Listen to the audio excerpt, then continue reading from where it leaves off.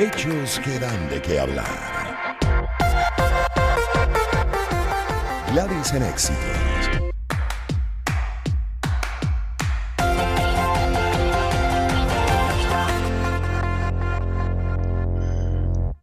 Bueno, si hay algo de lo que llevamos días hablando es de la llegada de buques iraníes con gasolina a Venezuela, un país tradicionalmente productor y exportador de petróleo, importando gasolina desde hace cierto tiempo, lo cual lo coloca, por supuesto, en una posición de vulnerabilidad y ahora tiene que recurrir a países también sancionados por Estados Unidos como Irán para poder abastecer al mercado nacional que está absolutamente desabastecido del combustible. Tenemos para analizar el tema a un experto en economía y petróleo, Antonio de la Cruz, analista político y director ejecutivo de Inter-American Trends. ¿Cómo estás? Buenas tardes y bienvenido.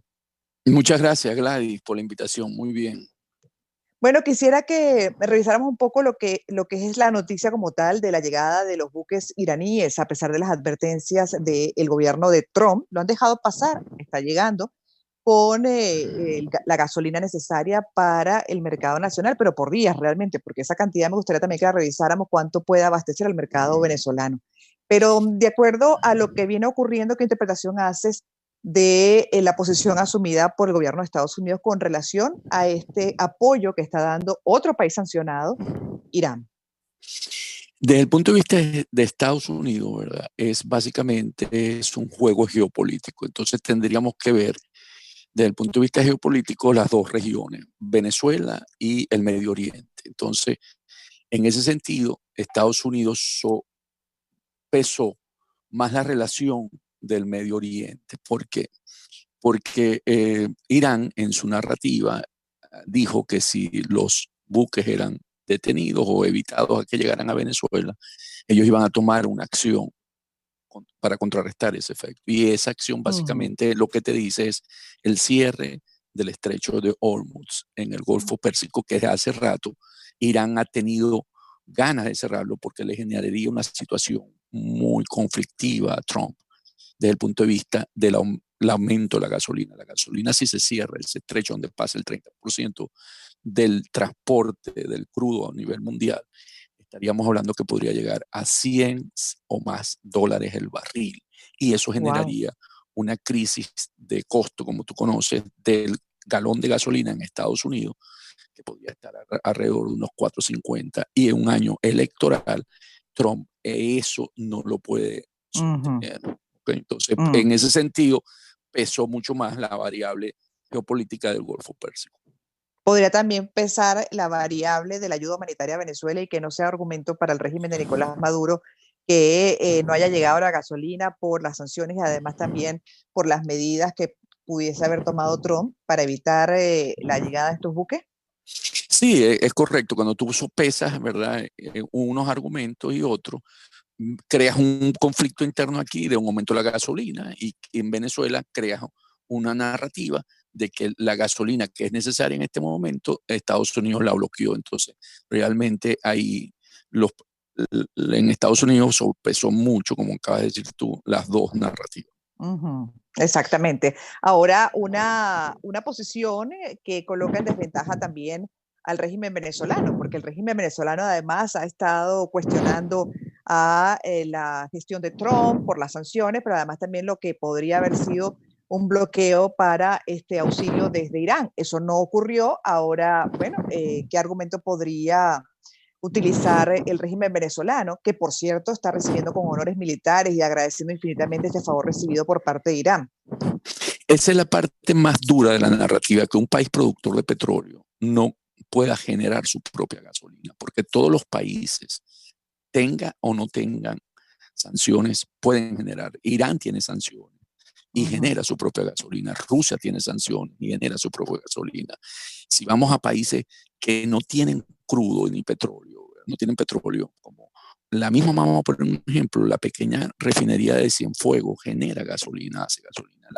La de República Dominicana, que no tiene, ¿verdad?, crudo, también genera gasolina. Entonces, la crisis en Venezuela es una crisis de la destrucción de las refinerías que no pueden generar su propia gasolina. Entonces, dependes de la gasolina importada. Entonces, elevar esto a una narrativa de que estamos luchando contra el imperio y que lo hemos vencido, es más bien es una derrota interna, porque no podemos generar nuestra propia gasolina. Y aquí deberíamos todos los venezolanos, sintiéndonos que hemos fracasado y que tenemos que rescatar esa industria para poder asegurar el flujo continuo de gasolina, porque de otra manera vamos a tener que depender, mientras no resolvamos, de la gasolina importada. Y eso va a ser un constante problema en el país. Dentro del marco además de las sanciones, porque además uno se pregunta qué tanto puede abastecer Irán con las sanciones que tiene, además su propia crisis a Venezuela, ¿por cuánto tiempo? Sí, Irán en este momento, por el efecto a nivel mundial del coronavirus, pudo suministrar, porque ha caído el consumo, ¿verdad?, internacional de combustible y de crudo. Entonces hay una sobreoferta. En ese sentido, Irán, que produce hoy alrededor de unos 650.000 barriles y consume internamente como unos 500, había una capacidad flotante. Y como está sancionada, como lo señalas, Gladys, ellos no pueden colocar el crudo en cualquier parte del mundo por la sanción o los productos refinados. Entonces aquí lo que está aprovechando es una oportunidad que se le abre, porque además es cancelado con oro y eso le sirve a Irán para la crisis que tiene de moneda dura para poder comprar, ¿verdad?, sus bienes a nivel internacional. Entonces, ¿por cuánto tiempo puede realmente apoyar Irán? Porque hay aquí una retroalimentación. Se están como Vea, apoyando mutuamente ambos países mm, sancionados, pero veamos los escenarios. Recordemos que Venezuela no solamente vende, o sea, satisface las necesidades del mercado interno, sino que también de alguna manera suministra el déficit de la demanda en Cuba. Entonces, porque Cuba no tiene generación eléctrica por combustible, sino no tiene por hidráulica, sino por combustible. Entonces ellos necesitan también productos refinados. Entonces, si sumamos que las necesidades del régimen de Maduro no solamente es para el pueblo venezolano, sino también para alimentar a Cuba, entonces podríamos ver aquí en dos planos. Veamos primero, okay, con lo que está llegando, ¿qué puede durar? Lo que está llegando básicamente a un consumo pre-COVID que puede estar en los 40.000 barriles día, podemos estar hablando, estirando mucho eso a 4 semanas.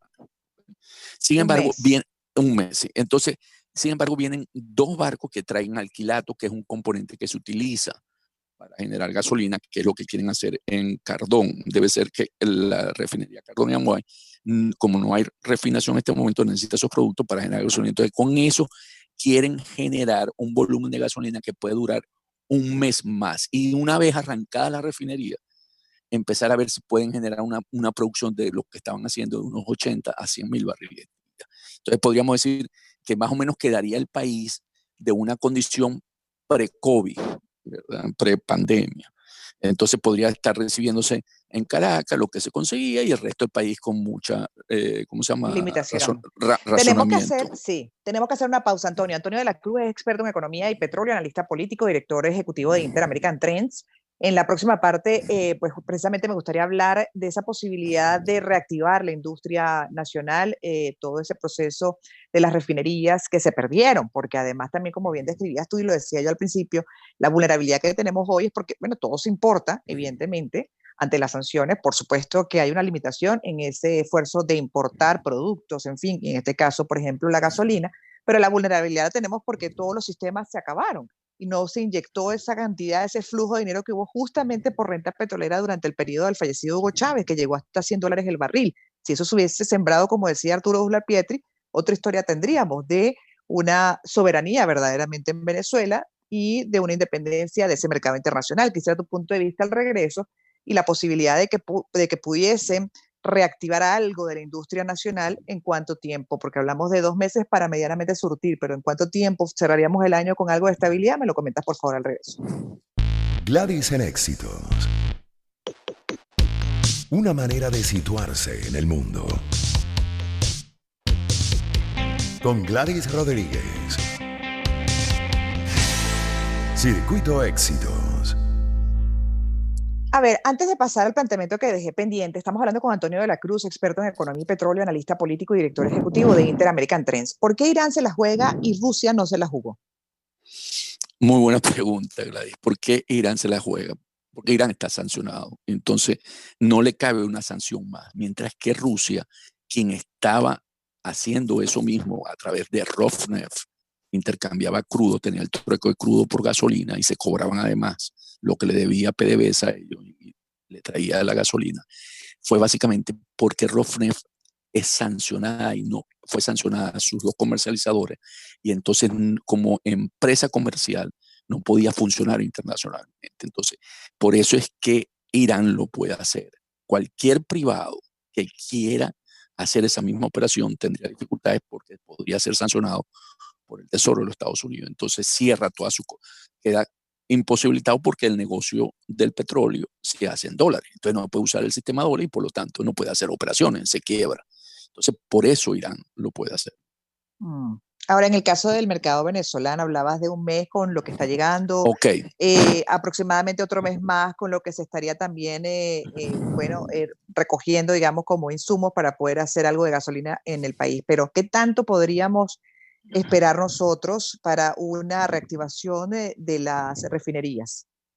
Ok, este escenario que hemos hablado, Gladys, es si todo funciona como debe ser. O sea, si todo sale bien, nosotros, los iraníes lo que compraron aquí fue básicamente entre un mes y medio para levantar la refinería de Cardón a Moay y ver si el Palito también. Entonces, esa estrategia que están utilizando para poder no depender tanto de la importación, porque antes que era más o menos, si estamos generando unos 80.000 barriles, 90.000 barriles día de gasolina, el país estaba necesitando a su nivel normal anterior de unos que estaba en unos 120, 160, más o menos también unos 70, unos 80.000 barriles importados, y eso sobrevivía el país. Pero recordemos que aquí hay varias cosas, que hay un contrabando de gasolina que está metido una gran parte, ¿verdad?, de las Fuerzas Armadas, ¿verdad?, que maneja ese negocio. Entonces, ahí también hay una cosa que hay que empezar a observar, porque cuando hay ese tipo de negocio es difícil salir porque hoy el venezolano además lo han acostumbrado por el contrabando que se está trayendo a pagar un litro de gasolina a $2.50. Entonces, y los márgenes son exorbitantes. Entonces, ¿cuánto puede durar esto? Bueno, esto puede durar, si fuese normalmente, no, un mes y medio para poder arrancar. ¿Qué complejidades tiene el arranque? No tanto arrancarla, sino estabilizarla. Ahí donde básicamente la clave está en la estabilización de una producción continua, como tú lo señalabas. Garantizar eso es donde está la gran pregunta. El meollo. Sí, porque nosotros, si no la logra estabilizar, el régimen Maduro va a seguir dependiendo y vamos a poder seguir viendo estos barcos de Irán viniendo a Venezuela. Porque la alianza, aquí el riesgo está en que esa alianza Irán-Venezuela se está fortaleciendo, porque recordemos que el ministro de petróleo en este momento, que es Tarek el Alzheimer, tiene muy buenas relaciones con el Irán y sus grupos sí, y de hecho, externos. Es uno de los que más resaltador le ha colocado a esta relación y más la ha alabado y la ha celebrado, así como si esto fuese un triunfo, ¿no?